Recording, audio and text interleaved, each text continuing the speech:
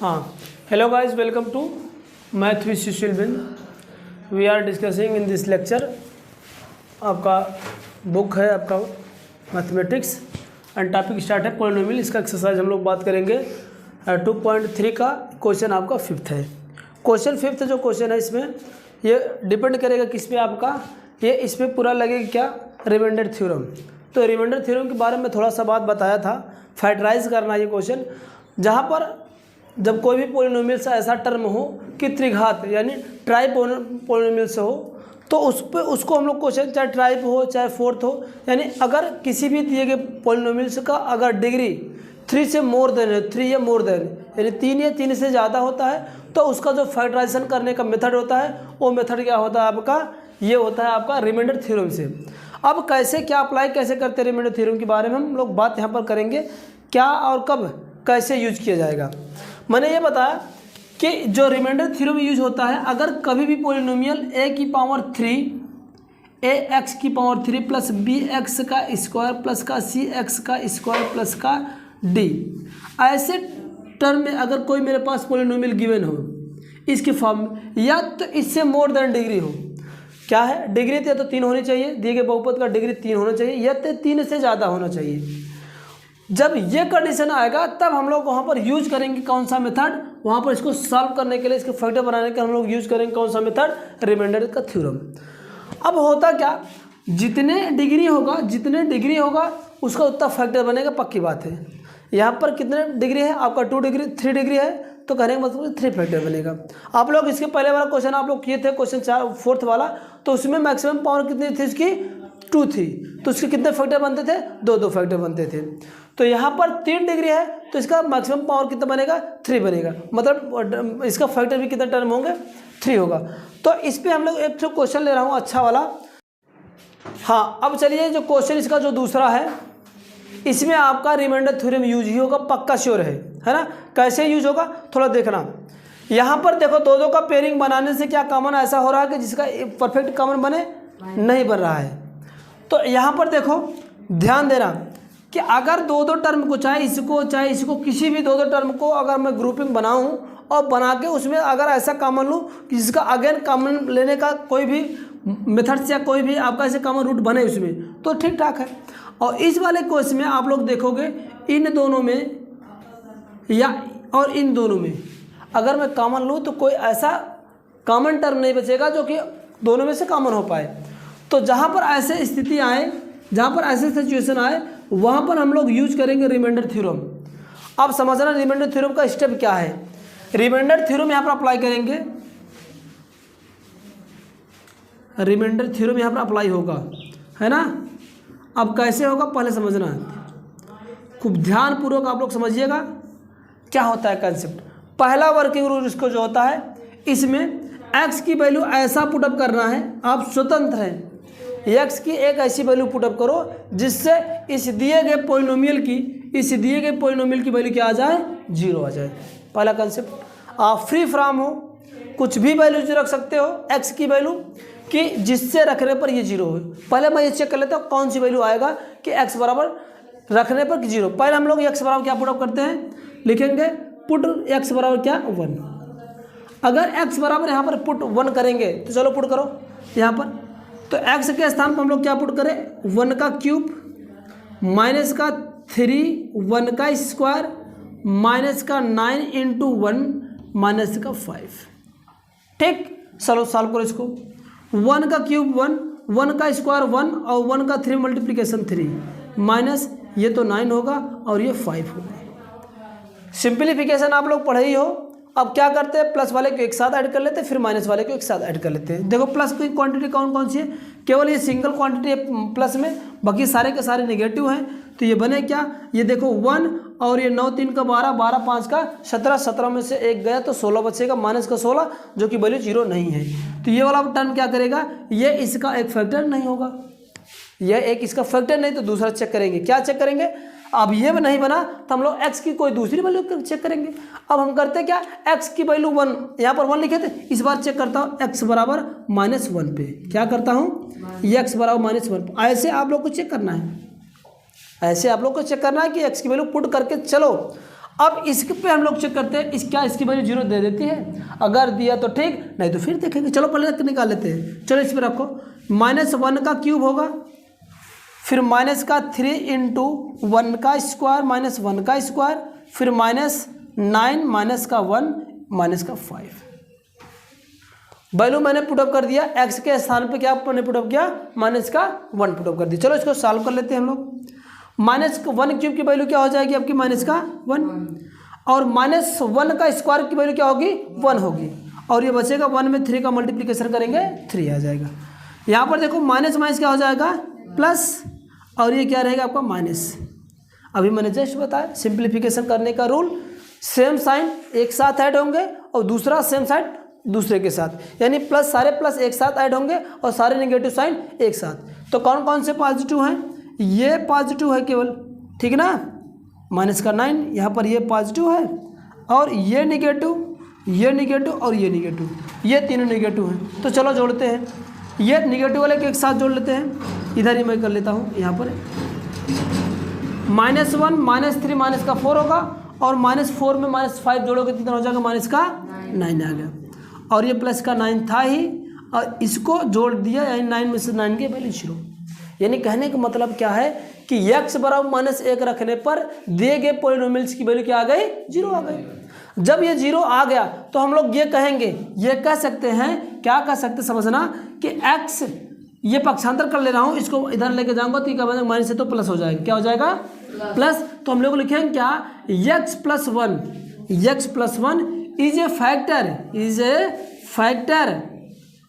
Factor the given polynomial. अब तो मुझे ये पता चल गया, ये मुझे पता चला, क्या चला, कि ये x + 1 इसका एक फैक्टर है। अगर ये इसका एक फैक्टर है तो सीधी सी बात, इसको भी डिवाइड तो करेगा ही, पक्की बात डिवाइड करेगा।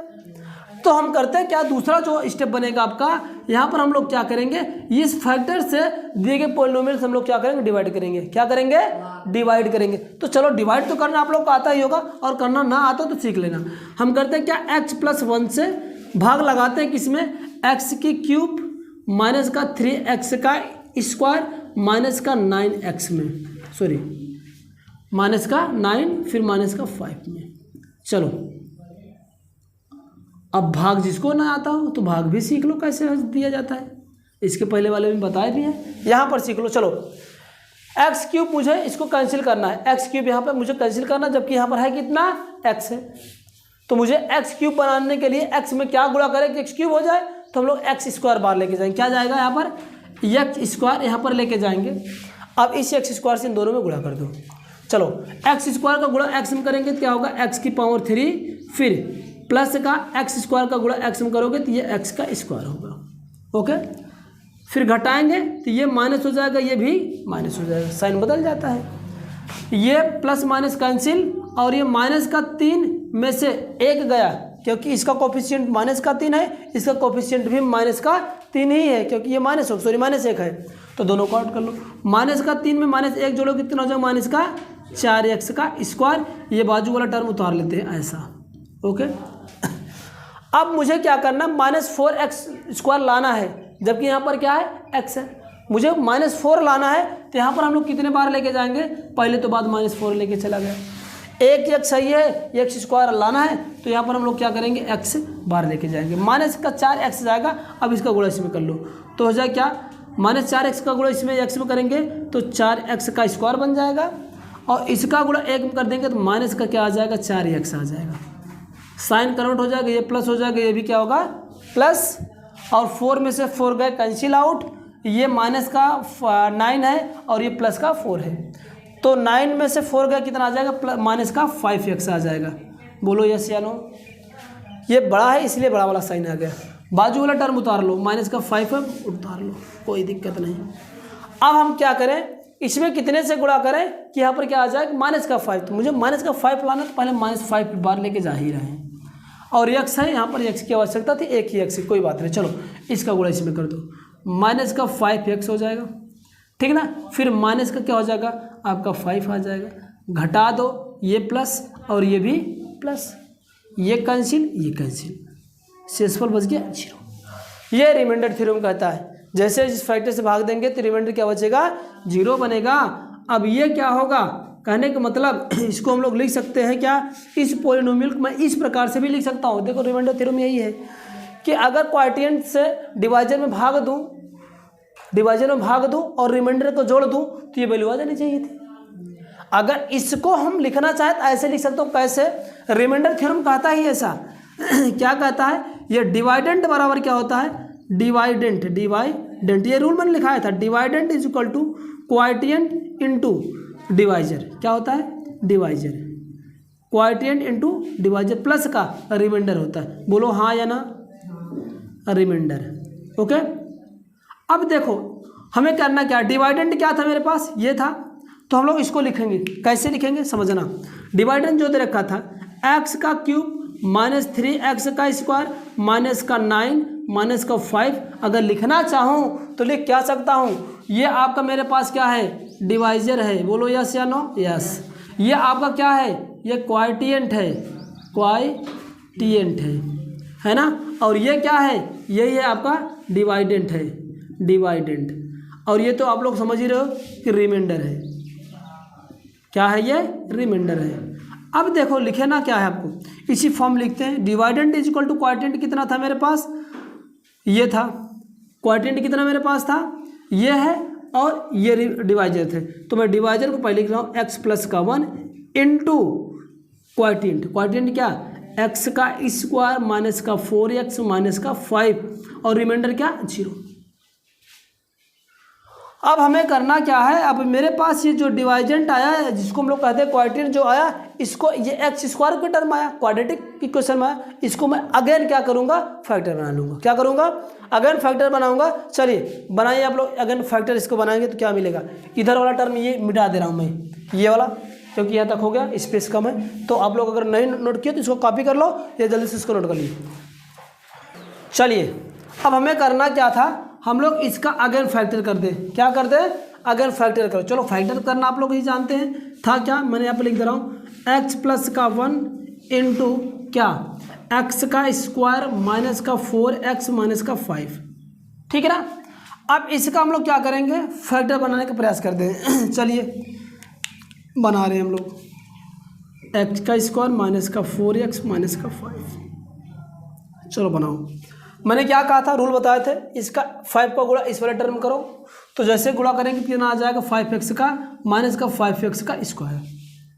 इसका ऐसा 2 पार्ट बनाओ जिससे जोड़ने घटाने पर माइनस का 4 आ जाए और गुणा करने पर माइनस का 5। तो ऐसा केवल एक ही टर्म बनता है, 4 इकाइयाँ का 4 और 4 में 1 का गुणा जोड़ दोगे तो 5 आ जाएगा। तो ये वाला भी टर्म पूरा होना चाहिए। हम करते क्या है, गुणा करने पर 5 आना चाहिए, क्या आना चाहिए, माइनस का 5। तो मैं 5x और x का फैक्टर बनाता हूँ। बोलो यस या ना। देखो 5 में 1 का गुणा करो तो क्या हो जाएगा, 5 इकाइयाँ का 5 आ जाएगा। अगर 5 में से 1 घटा देते तो मैं इसका 4 आएगा। अब टर्म करें बने क्या, यहाँ पर मुझे माइनस का 4 चाहिए, तो मैं बड़ा वाले को प्लस कर दे रहा हूँ और छोटे वाले को बड़े वाले को माइनस कर दे रहा हूँ और छोटे वाले को प्लस। ये दोनों टर्म यहाँ पर लिख लो, तो क्या हो जाएगा, एक्स स्क्वायर माइनस का 5x प्लस का x माइनस का 5। ओके चलो अब दो में कॉमन लो ऐसे। चलो यहाँ पर क्या कॉमन होगा आपका, x कॉमन लेंगे तो x माइनस का 5 आ जाएगा, और यहाँ पर प्लस का 1 कॉमन लेंगे तो x माइनस का 5 आ जाएगा। अगेन x माइनस का 5 कॉमन लेंगे तो यहाँ पर बचेगा आपका x, और यहाँ पर क्या बच जाएगा, प्लस का 1 बनेगा। ये तो फैक्टर इसका आ गया, ये आगे लगा ही था, इसके साथ में लिख दो पूरा, तो क्या बन जाएगा, यहाँ पर हम लोग लिख सकते हैं पूरा।